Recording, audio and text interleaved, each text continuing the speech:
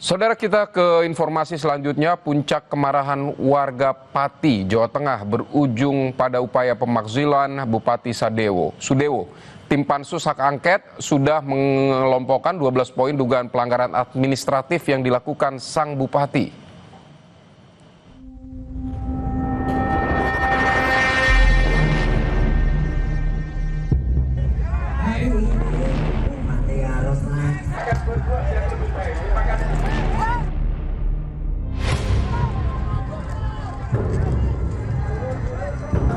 Alun-alun Pati pada 13 Agustus menjadi saksi puncak amarah warga Pati pada Bupati Sudewo.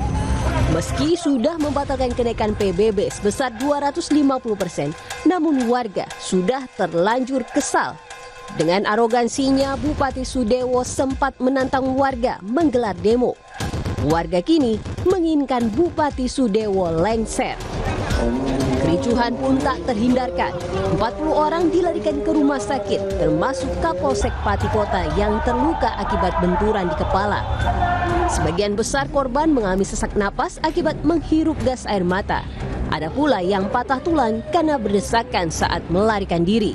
Tulisan Simpang alun-alun itu, terus habis itu dari situ warga dari utara lari ke sini, jadi ngumpul-ngumpul kayak gitu. Bahkan pas mau ada tembakan, ini saya teriak sama warga, awas minggir, gas air mata ngalah. Kericuhan demo di Pati hingga mengakibatkan korban luka membuat Komnas HAM turun tangan untuk menginvestigasi penanganan unjuk rasa.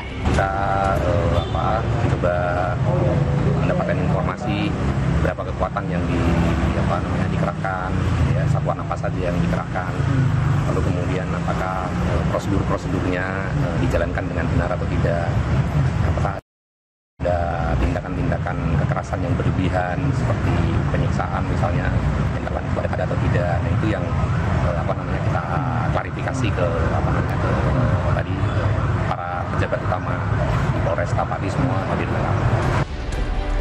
Meski terus mendapat desakan warga untuk mundur, nyatanya Bupati Sudewo enggan mengikuti tuntutan warganya. Menanggapi desakan warga, DPRD Pati langsung membentuk Pansus Hak Angket Pemakzulan Bupati Pati dan menggelar rapat maraton. Pansus mengaku sudah mengelompokkan 12 poin dugaan pelanggaran administratif yang dilakukan Bupati Pati. Kemarin kita sudah menunjukkan dari 22 tuntutan dari pendemo, kita rangkum, kita lihat ternyata menjadi 12 titik. Kita lihat 12 poin yang akan kita pelajari lebih lanjut. Yang memberatkan dan memungkinkan pansus ini bisa terwujud soal pemakzulan itu, Pak?